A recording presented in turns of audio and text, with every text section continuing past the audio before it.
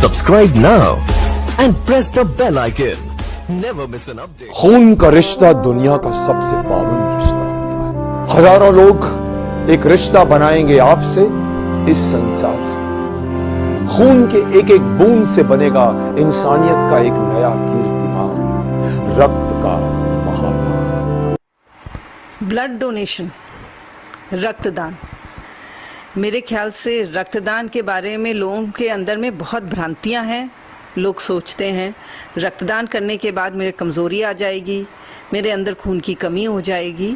लेकिन जैसे मैंने कहा, ये सब भ्रांतियां हैं, ये सब मन का वहम है और ये वहम हटना बहुत ज़रूरी है। शायद भारतवर्ष ही एक ऐसा देश है जहाँ पे रक्तदान करने से लोग डरते हैं और पूरे संसार में कहीं नहीं डरते।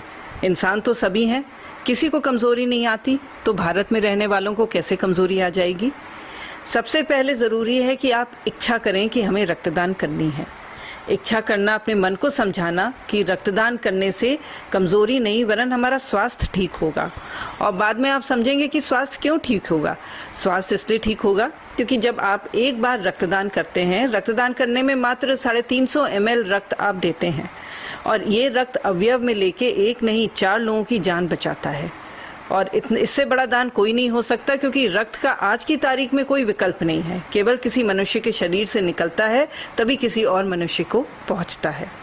तो जब आप ये देते हैं इसको, तो आपके अंदर की जो रक्त कोशिकाएं हैं वो पुरानी कोशिकाएं चली जाती हैं, नई रक्त कोशिकाएं अपनी नई स्फूर्ति, नई ऊर्जा लेके बनती हैं। तो आपके अंदर, स्वयं बॉडी के अंदर ही आपको एक नया एनर्जी मिलेगी रक्तदान करने के बाद। जब आप रक्तदान करेंगे, जब आप खुद इस चीज़ को महसूस करेंगे।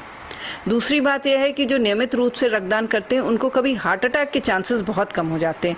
5% कम हो जाते हैं। बहुत बड़ा नंबर है, सुनने में तो 5% है, लेकिन सोचिए कि आप जो नियमित रूप से रक्तदान कर रहा है उसको जो हार्ट संबंधी बीमारियां के चांसेस बहुत कम हो जाते हैं।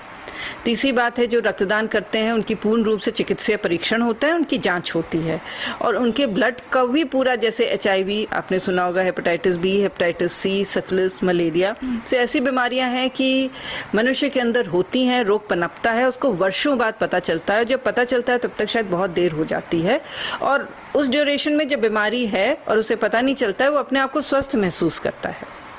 और जब आप रक्तदान करते हैं तो ये सारी बीमारियों की जांच होती है और यदि किसी में यह बीमारी पाई जाती है तो उसको पूर्ण रूप से कॉन्फिडेंशियली, मतलब बिना और किसी को जाहिर किए, रक्तदाता को बताया जाता है और उसको बुला के उसको सही रास्ता दिखाया जाता है। तो बहुत शुरुआत की समय में ही बीमारियां पकड़ में आ जाती हैं, तो आगे आपको बीमारियां बढ़ ही नहीं पाती और आप अपनी ज़िंदगी भर स्वस्थ ही रहते हैं। इससे बड़ा फ़ायदा क्या हो सकता है रक्तदान का, कि आप स्वयं तो अपना फ़ायदा कर ही रहे हैं, साथ में आप मरीजों की जान बचा रहे हैं। जब भी आपको किसी भी रिश्तेदार को ब्लड की ज़रूरत होगी तो आपने रियलाइज़ किया होगा कि कितनी किल्लत होती है, लोग कितना डरते हैं।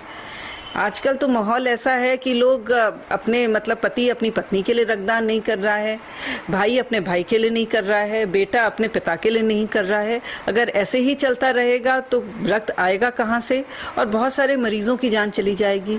कभी ये नहीं सोचना चाहिए कि जब हमें रक्त की ज़रूरत होगी तभी हम रक्तदान करेंगे।